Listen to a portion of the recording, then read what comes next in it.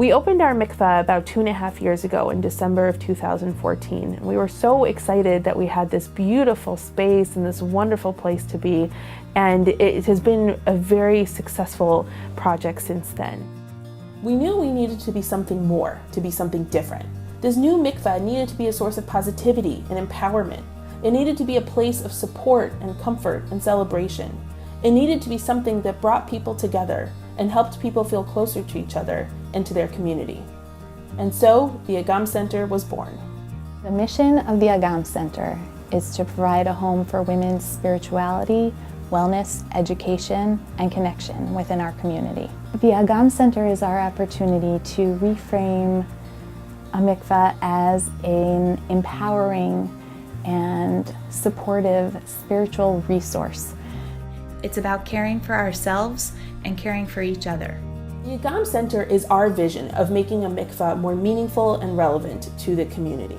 Now that we have this beautiful mikvah as a physical space, and now that we're transforming it also into a spiritual space, how about we take that idea one step further and say, why don't we do this with all the women in our community? Why don't we create this sacred communal structure that invites people in, people who are experiencing moments of joy, people who are experiencing times of pain in their lives, and say, we're here to support you, we're here to elevate your experience, we're here for each other. It's very important here at Ohev Shalom to recognize and to let the community know that women's issues are as important as any other issue here in our shul. A community's purpose is to have others, and to the extent that this can help bring people in and give them a connection with others, whether they need it, in good times or in bad times, I think it's exceedingly important. And it's important that the women in the community, in whichever way they want to connect to the community, have an opportunity to do so. And I think that the Agam Center provides that opportunity for them.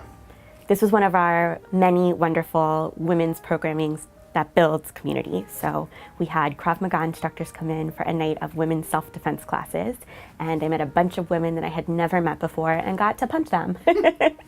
So it was a great way to make new friends and build community, but also very empowering because I left feeling like I would have the skills to defend myself. And that really is something that every woman should have and that there's not always a space for. It was so well attended, and it was such a great event.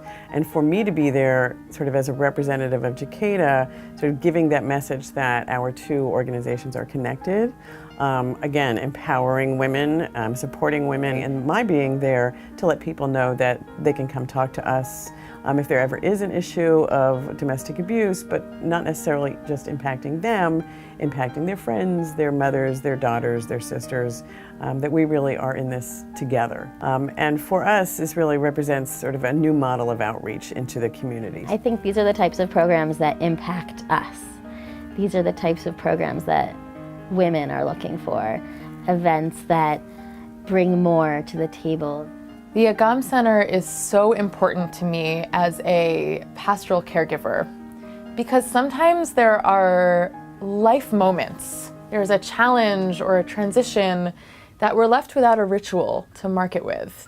And the mikvah is this ancient ritual that we can revive for any life moment. This space has been so important to me. I've only been here for 10 months, and I have used this Agam Center almost every month for one of my congregants who lives 20 minutes away, who needs a ritual. The Agam Center in Mikvah Chaim can be a place where someone confronts some really tough life challenges. There was one woman who came to immerse the day she received her get, her Jewish divorce. We cried about all she lost, about the loss her children were navigating, about the end of a love story, about her new unknown. And her tears fell in the same pool of water that held new brides and postpartum moms, and that water held her, embraced her. And then 4 months later, on the eve of Rosh Hashanah, the beginning of the new year, the same woman returned. She looked me in the eyes and said, "Now I'm ready. I'm ready to start again.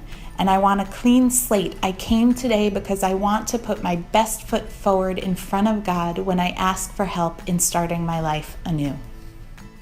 One of my favorite aspects of being a mikveh attendant here at Mikvah Chaim and the Agam Center is taking brides for the first time. So we really try and make things special for brides to make sure that this is a pause in the craziness of their wedding week, really a chance to reflect and connect with God, and to have a really positive first mikvah experience, which I think entirely too many people do not have. So to have a place where it's safe to ask questions, to take a pause, to grow as part of this process and not have it be something that's forced on them, but something that they can grow into and learn with.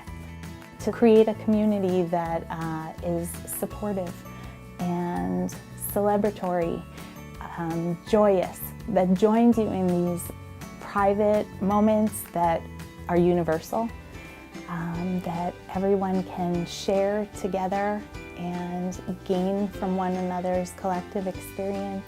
I think it's so rare in Jewish communities for women to have a space of their own, whether it's a physical space, which the Mikvah Chaim is, or a metaphysical space to be able to connect with one another, to engage in different activities together, and to build a community of women.